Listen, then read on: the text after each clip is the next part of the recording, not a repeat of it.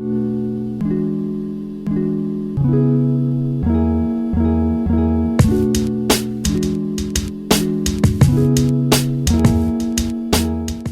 guys, welcome to S.W.A.T Talk, where we're not strangers, we're your voice. Here we are, we have Kaale Hatfield. Can you introduce yourself?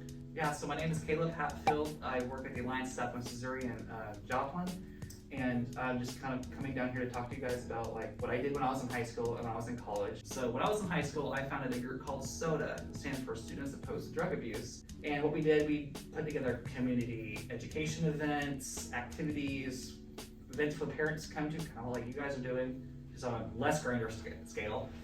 We started to realize that our events started really dropping in numbers. It's because we were talking about things that really didn't impact our students. We were talking about drug abuse when a lot of our kids didn't deal with a lot of drug abuse. They dealt with a lot of mental health issues.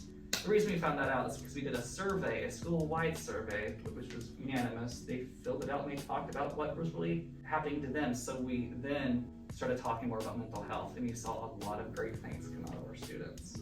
So we also sent out a survey, as you guys know from the last podcast that we did. Almost half of our population of our school took the survey. So with vaping, most of the reasons people have vaped was because of stress, because of peer pressure, or they were just curious. So for marijuana, they didn't think it looked bad, they had a lot of stress, like their home life wasn't so good. For alcohol, it was just available to them and they were curious about what it would do. So my experience with vaping, I got caught doing it and I did it for a while. The consequences of it were me having to take a vape class, which were really boring, but at the same time really educational, and it gave me a lot of good information about the health risks that I didn't know about already. It really helped me out. What were like the big learning things in the vape class? A lot of it was the health risks, but then there was also like what your mental health is and what causes you to want to do it, like monetary value, how much money you're putting into it, and how much money you could save by not doing it. How much money were you putting into it personally? A lot. Put a lot of money into it. So was your mental health worse when you were doing it? To be honest, it was a lot worse, and now that I've stopped, it definitely went up, and I feel a lot better now. Do you think you can focus more on yourself Oh, now yeah. rather? Oh, That's yeah. good. What are the school policies for vaping? So when you get caught vaping once, you get to go to the vape class, as Larry Dan did. When you get caught the second time, you get ISS. When you get caught the third time, you get OSS. Fourth time or up, it could go into like a felony charge or something like that. So what happens if I just was curious and wanted to vape like one time? So is there like a redemption for that? Now, a way that you can kind of correct that first like mistake of experimenting with vape or any other like e-cig or anything like that, there are vape boxes. So vape boxes are a way that you can safely dispose of your substance, without just throwing in the trash. Ends up polluting waterways, getting on the side of the road, and things like that. It is a safe way to dispose of it. With it gives you a second chance. If you're experimenting with something that first time, you're going, okay, that was disgusting. I felt awful about that, or really didn't like that, but I want to make sure I don't do it again. That's what the vape boxes are there. It gives you that second chance at redemption before you get any further down the line or in trouble or you get addicted. Where can you find these vape boxes at? They will be posted around your guys' school.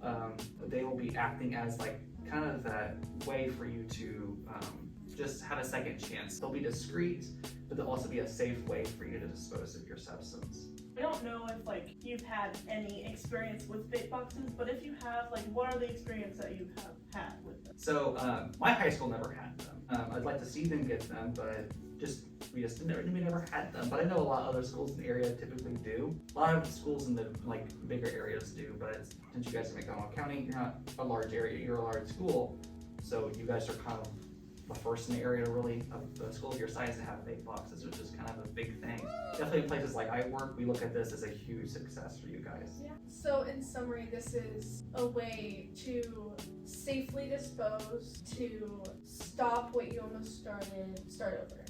Yeah.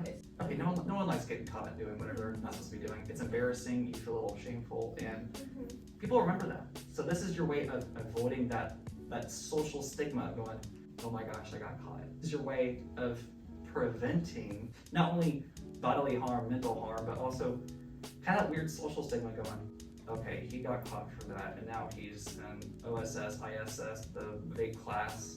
It's your way out before you need a way out. So after all that negative, let's get into our new segment. We're gonna call it our wellness tip.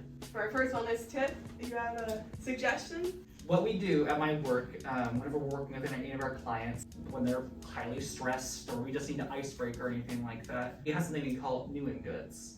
We picked this up from one of our partner agencies. And so what it is if you see someone once a week, once a day, you know, it depends on how many times you see them, you'll start off with a new and good. So I'll start and go, something new for my week is that I am now a part of a statewide committee. Something good for my week is that I'm taking tomorrow, Thursday, and Friday off. Simple as that. It helps you get in that positive mindset of just thinking, this is what's good about my week. It helps you be grateful. So the more grateful you are, the less likely you are to deal with a lot of other issues.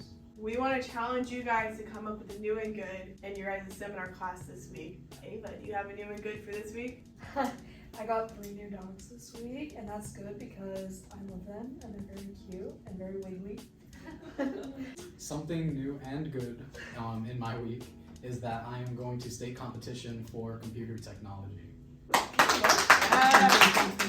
Something new and good for me is I started my New Year's resolution, which is new, and usually those don't last very long, but I've lasted till now, so it's good that I'm still going now. Proud of you, Ava. Yeah. I did good on a test. Let's go. Yeah. And I studied so So with these new and goods, we challenge you guys to write down what is your new and your good. All right, and thank you, Kaale, for being here. And with the end of our second podcast, goodbye. Stay fresh, cheese bags.